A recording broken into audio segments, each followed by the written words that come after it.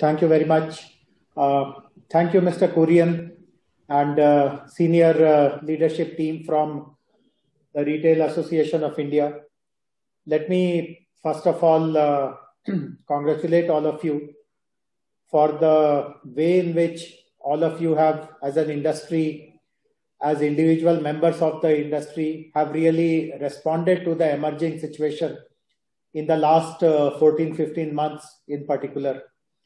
We know that the pandemic-induced lockdown has been very, very difficult for different sectors of the society, different sectors of the economy.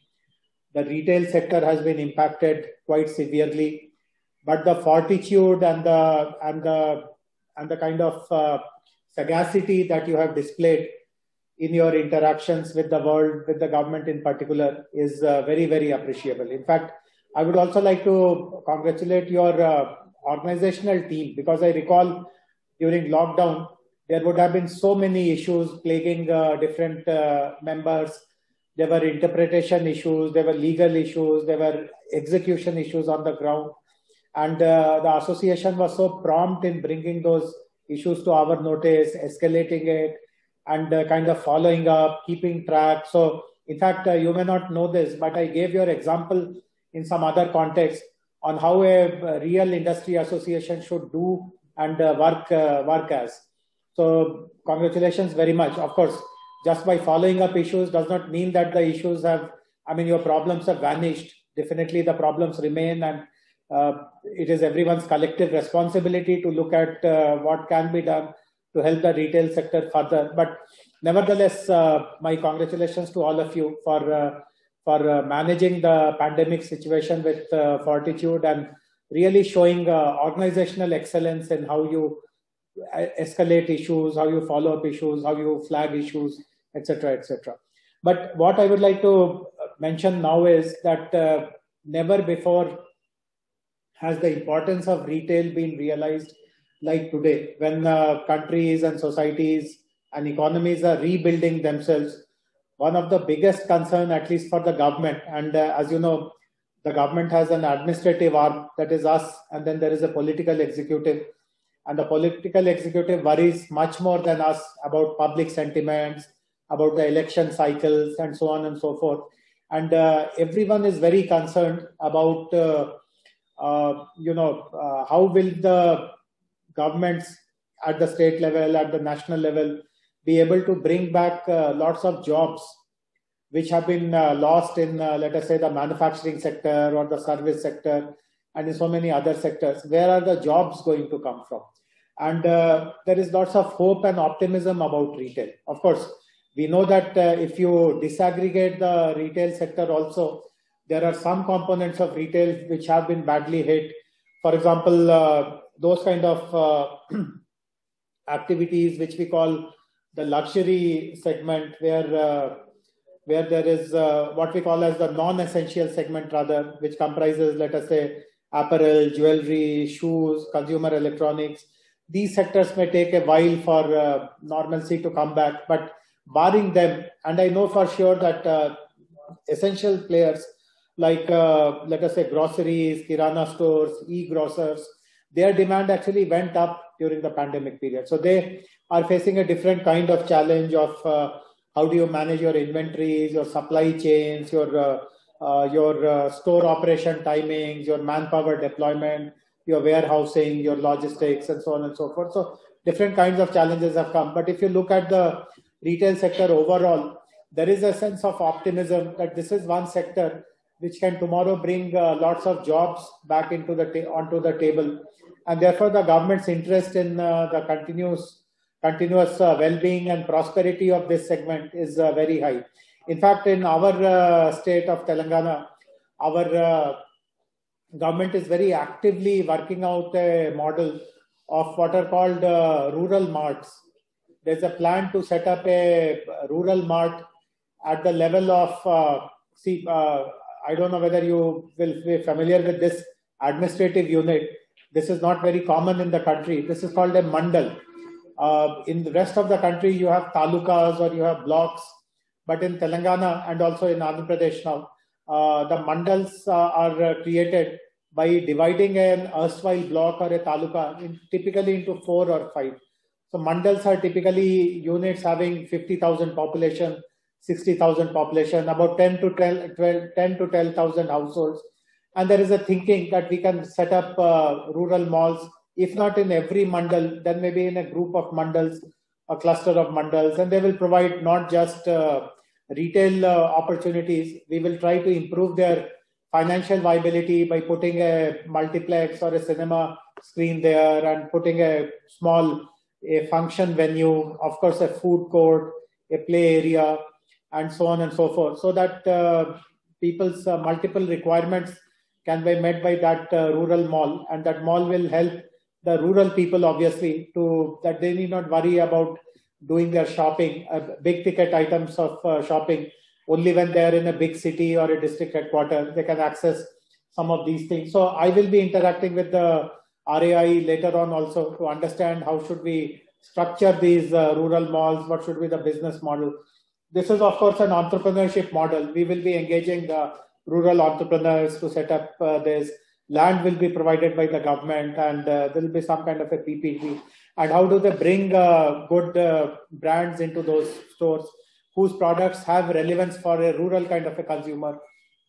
Of course, as you know, the purchasing power in the rural India has also gone up significantly, and Telangana is one of the states which actually has the second highest per capita income in the country.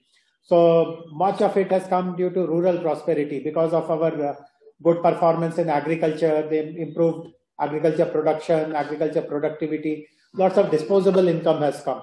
So this is one idea which I would like you to assist the government with, on how do you set up a chain of rural malls in the state.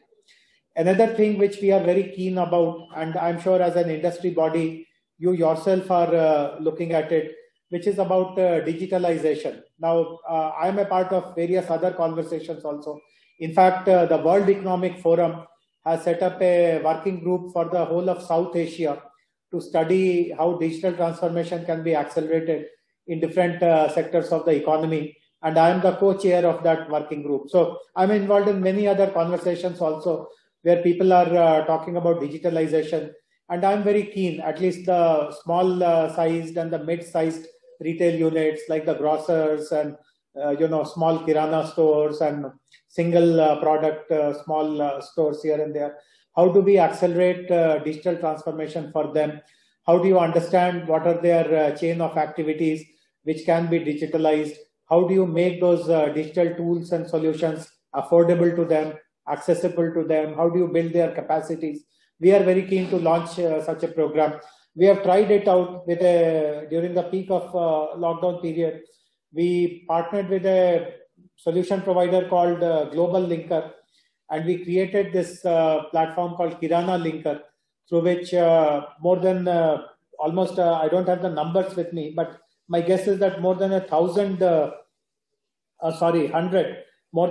Kirana stores were able to convert their brick and mortar store into a digital store. And that was a service which was much appreciated during the lockdown period as well. But I see multiple possibilities of digitalization. And as I told you, I'm the co-chair of a very influential working group which is working on digitalization opportunities. And I know what we are talking about in that group. So I would request to create a program or to craft a program with the assistance of Telangana government, RAI and Telangana government, through which these digital initiatives can also be kind of taken forward. And the last thing that I want to share with you is that we also want the retail players in Telangana to come up with design strategies. We know that design-led retailers that look at every aspect of consumer experience will outperform those that do not. And this includes everything from having a unique assortment, substantially improving the in-store experience, rethinking the end-to-end customer journey, and obviously offering seamless online and offline experiences also. So as you know, design, branding, the immersive experience that you provide, some of it again supported by technology, is also very important. And in Hyderabad, we have taken lots of initiatives for design. In fact, we are expecting the Government of India to sanction a very important and a very premier national design center to Hyderabad. The discussions are going on with them, and we are expecting this decision to materialize shortly. So this is again a facility which should benefit the retail sector. And again, I look forward to working very closely with RAI and hoping that this benefit percolates to all the retail players in the city of Hyderabad and in the state of Telangana. But once again, I do hope that whatever good work that has been done in the pre-COVID days, the momentum which was pulled back due to the pandemic and the lockdown, etc., that should be pushed behind us as quickly as possible. And whatever best the Government of India and states can do for you, we'll be always willing to be very sympathetic about it. Telangana enjoys a very good reputation of being the host to some of the who's who of the retail industry. And I always quote this fact that when IKEA decided to set up their footprint in India, the first store they chose to open was in Hyderabad. And it was not a coincidence or a random decision. In fact, they took 2 years, actually more than 2 years, 2.5 years, just to decide where they should open from. And the amount of study they did, someone can get a PhD just by publishing that as a document or as a book. But I feel proud that Hyderabad outscored or outperformed all the other competing cities which were there on IKEA's list, and their experience for the last 3 years has been very, very flourishing. Everyone else also who has chosen to invest in Hyderabad and in the rest of the state, I'm again very happy to let you know that I don't want to name names now, but I'm sure all of you know who are the big retailers who have now started looking at tier 2 options, tier 3 options. And again, their experience in Telangana has been very profitable. People who have opened stores in places like Warangal, and then even beyond Warangal, like Karimnagar, Nizamabad, have really done well. And even in the suburbs of Hyderabad, fringes of Hyderabad, their stores are doing very, very well. So I'm sure that the future has to be seen with lots of optimism. But whatever break that came our way has to be seen as a learning lesson and a learning opportunity. And I'll be very happy to support you in whichever way you expect a state government to respond to your requirements. So very happy to interact with all of you, and look forward to hosting all of you in person when you decide to host your next convention. Please do look up to Hyderabad for that. Thank you very much.